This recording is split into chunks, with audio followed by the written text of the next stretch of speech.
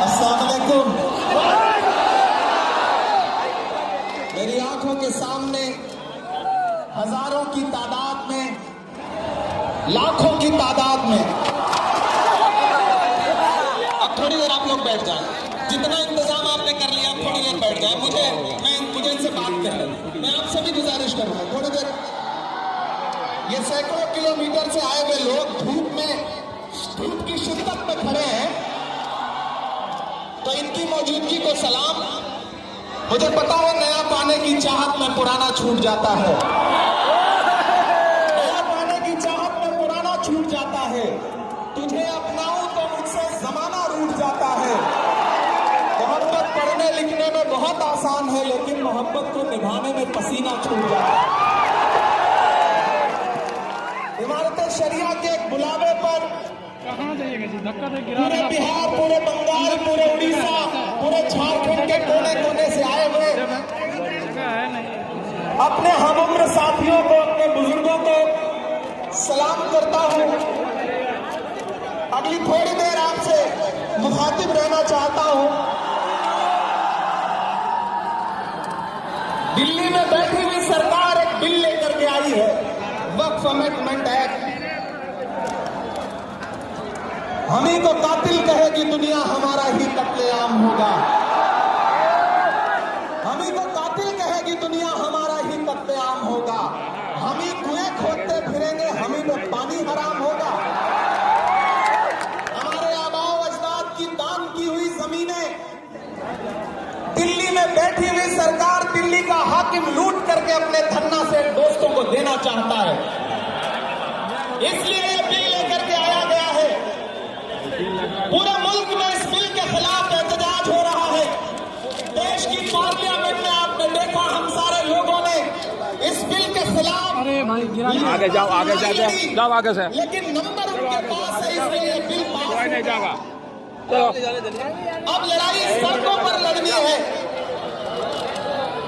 देश की माननीय उच्चतम न्यायालय में, सुप्रीम कोर्ट में ये मुकदमा ऑलरेडी पेंडिंग है और मुझे पूरा यकीन है कि हमारे देश की सुप्रीम कोर्ट इंसाफ जरूर करेगी। महान बादशाह सिकंदर ने जब यूनान फतेह किया तो जीत का जश्न मनाने के लिए वो शहर की सड़कों पर निकला, तो उसने देखा कि पूरा शहर जश्न मना रहा है, लेकिन एक फकीर इंसान सड़क के किनारे बेसुध होकर के सो रहा है। सिकंदर को गुस्सा आया। सिकंदर अपने घोड़े से उतरा और उस सोते हुए फकीर के पास पहुंच करके गुस्से में उसे जोर की एक लात मारी और लात मार के कहा कि क्यों रे फकीर, मैंने शहर जीत लिया, शहर जश्न मना रहा है और तू सो रहा है। तो उस फकीर ने उन्हीं आंखों से सिकंदर की तरफ देखा और देख करके कहा कि शहर फतेह करना बादशाहों का काम है, लेकिन लात मारना गधे का काम है। पिछले 11 साल में इस सरकार ने आवाम को सिर्फ और सिर्फ लात मारने का काम किया और अब ये बिल लेकर के आए हैं और उन्हें लगता है कि आप खामोशी के साथ उनके हर जुल्म सितम को बर्दाश्त कर लेंगे। हमें पता है नहीं करेंगे, नहीं करेंगे ना, नहीं करेंगे ना। आपकी यहाँ मौजूदगी इस बात की गवाह है। मुझे पता है धूप बहुत ज्यादा है, इसलिए हजारों की तादाद में लोग दरख्तों के नीचे किनारे बैठे हुए हैं, वो बीच में नहीं आए।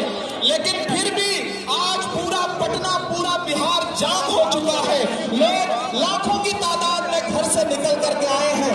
मैं सलाम करता हूं आपकी जिंदा दिली को, आपकी मोहब्बत को। फैसल रहमानी साहब के एक बुलावे पर मैं उनको भी सलाम कर रहा हूं। ये जो नई नस्ल है, ये पानी की तरफ बह रही है। मैं इस नई नस्ल के बहने को भी सलाम करता हूं। बहुत तकरीर नहीं करनी है, बस इतना कहना है कि नहीं, ऐसा नहीं होगा, कभी ऐसा नहीं होगा, कभी ईमान का कुरान का सौदा नहीं होगा।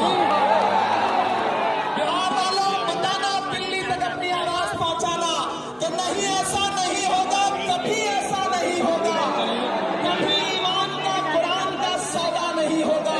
हमें तुम कत्ल कर दो शौक से मंजूर है, लेकिन शरीयत के किसी मुद्दे पे समझौता नहीं होगा। एक आखिरी बात आपसे कह रहा हूं साथियों, आप बोलते रहिए। आप एक चीज ध्यान में बिठा के रखना, लोकसभा में आया और इसकी हिमायत में अगर 250 से ज्यादा वोट पड़े, 288 वोट पड़े, तो इस बिल की मुखालफत में लोकसभा में 232 वोट पड़े। लोकसभा में मुसलमान सांसद सिर्फ 24 हैं, तो 200 से ज्यादा इस देश के हिंदू भाई, दलित भाई, सिख भाई, ईसाई भाई जो मेंबर ऑफ पार्लियामेंट हैं, वो लोकसभा में रात के 3:30 बजे तक इस बिल के खिलाफ वोट कर रहे थे और आपसे कह रहे थे कि हम आपके साथ खड़े हैं। यह है इस मुल्क की गंगा जमुनी तहजीब। यह जो लहराता हुआ तिरंगा है, इस तिरंगे में जो आपका रंग है और जो उसके ऊपर अमन का रंग है, भाईचारे का रंग है, उसके ऊपर भी जो रंग है, ये तीनों रंग मिलके कह रहे हैं कि ये मुल्क नरेंद्र मोदी जी की जागीर नहीं है, ये हर इंसान का है। और हम अपने आबाओ अजदाद की जमीनों को बचाने के लिए, खानकाहों को बचाने के लिए, इबादत गाहों को बचाने के लिए, कब्रिस्तानों को बचाने के लिए जो कुर्बानी जरूरी होगी वो कुर्बानी देंगे। हम सड़कों पर बैठेंगे।